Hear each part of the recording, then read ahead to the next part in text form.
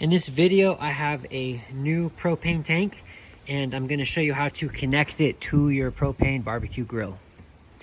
It's very simple and it's quick, so let's get started. First step, of course, is it needs to be in a closed position. Go ahead and grab the input nozzle that is coming from your grill, and go ahead and start to screw it on. Once it connects well, you're gonna hear a little bit of pressure kind of pop outward, which you just did.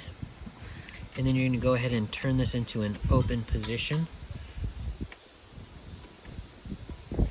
So make sure this is tight, make sure this is on and open, and then make sure, of course, that these are all off. Otherwise, you're going to have gas coming out. So you're opening up the line and you're getting gas into the line itself right now. So now I'm going to go ahead and tuck this back underneath, because it should actually sit in this section, just so that it's out of the way.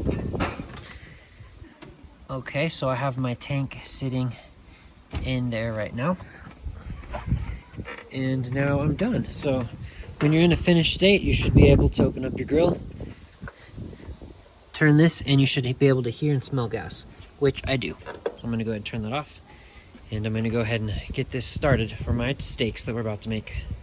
Thanks for watching.